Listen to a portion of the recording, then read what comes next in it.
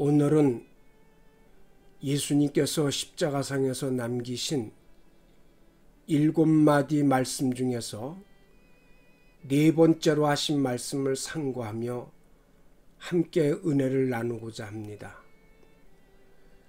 십자가 위에서 네 번째 하신 말씀이 마태복음 27장 46절입니다. 제9시쯤에 예수께서 크게 소리질러 가라사대 때 엘리 엘리 라마 사박다니 하시니 이는 곧 나의 하나님 어찌하여 나를 버리셨나이까 하는 뜻이라. 이 네 번째 말씀은 누가복음과 요한복음에는 없고 마태복음과 마가복음에 기록되어 있습니다. 이 말씀은 한마디로 심판의 복음이라고 말할 수 있습니다. 그러면 이 심판의 복음이 우리에게 어떤 의미와 교훈을 주겠습니까? 십자가의 형은 아무에게나 하는 것이 아니고 노예나 반란자나 흉악범에게 집행하는 것입니다. 십자가에다 죄수를 못 박으면 그 고통은 형용할 수 없고 대개의 경우 당장 죽는 것이 아니라 여러 날에 걸쳐서 서서히 죽어가면서 끝까지 그 고통을 겪어야 하는 극형이었습니다. 예수님도 손과 발에 못이 박혔습니다. 그리고 예수님은 운명하신 이후에도 옆구리를 창으로 찔리셨습니다. 안식일이 시작되기 전에 숨을 거두었는지 확인하기 위함이었습니다. 예수님은 십자가에 못 박힌 지 6시간 만에 비교적 빨리 돌아가셨습니다. 하지만 십자가의 고통은 예수님 역시 마찬가지였습니다. 예수님은 감당기 어려운 육체적 고통으로 인해 나의 하나님 어찌하여 나를 버리셨나이까 라고 할 만큼 고통스러운 것이었습니다. 예수님은 육체를 가진 사람이 당할 수 있는 극도의 고통을 당하셨습니다. 무지하신 예수님이 왜 이렇게 심판에 회부되어 고통을 당해야 했습니까? 내 죄 때문에 고통을 당하셨다는 사실을 기억해야 합니다. 때문에 우리도 주님을 위해 주님의 몸된 교회를 위해 어떠한 고통도 감내하고 나가야 하는 것입니다. 사람이 아무 죄도 없는데 죄인의 누명을 쓰고 재판에 회부되어 형을 받게 되었을 때 그 정신적 고통은 형용할 수가 없는 것입니다. 어떤 사람은 자기의 무죄와 결백을 입증하기 위해 스스로 자결하기까지 하는 사람도 있습니다. 히브리서 4장 15절에 보면 우리에게 있는 대제사장은 우리의 연약함을 채울하지 아니하는 자가 아니요 모든 일에 우리와 한결같이 시험받은 자로되 죄는 없으시니라고 했습니다.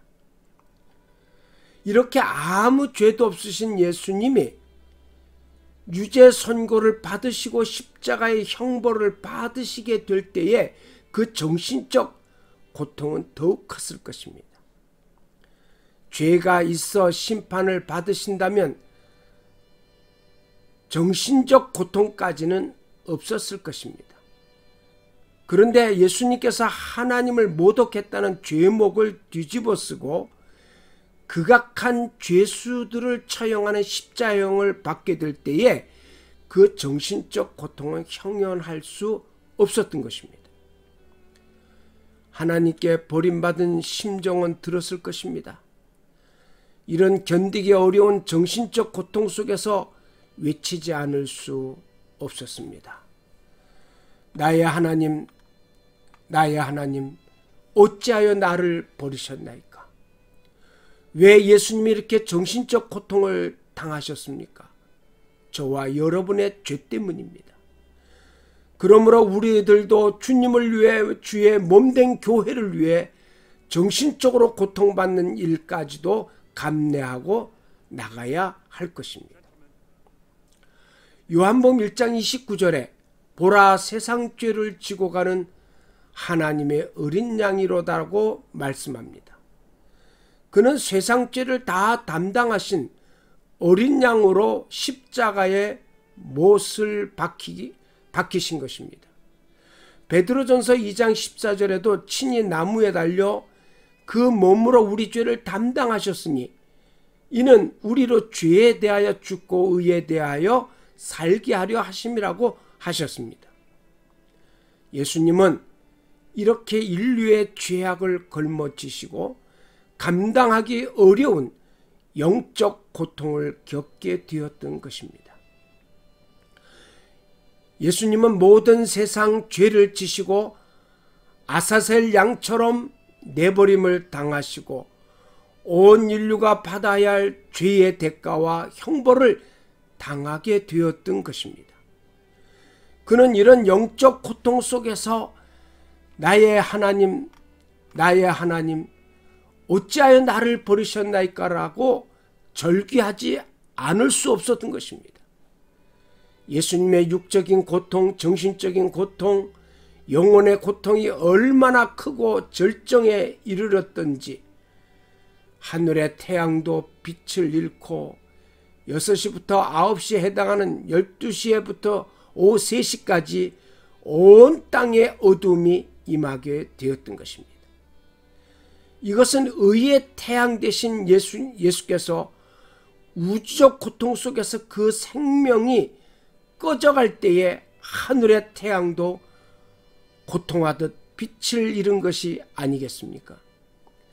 동시에 이 온 땅에 임한 어두움은 두 가지를 상징하는 것으로 볼 수 있습니다. 하나는 하나님의 죄에 대한 진노의 심판을 상징하는 것이고, 또 하나는 모든 죄인들의 고통을 대신 당하신 예수님의 대속 고통을 상징하는 것으로 볼 수 있습니다. 예수님은 왜 하나님의 진노의 심판과 대속의 고통을 당해야 했습니까? 내가 받을 하나님의 진노 때문에, 내가 받을 심판 때문에, 내가 받을 죄의 고통과 형벌 때문에 이렇게 예수님은 심판의 고통을 당해야만 하셨습니다. 성도 여러분, 우리도 주님을 위해서 어떤 고통이라도 달게 받으며 충성을 다해야 할 것입니다. 어려움이 있다면 회피하지 말고 하나님의 도움을 청하여 담대하게 승리하기를 축원합니다. 아멘.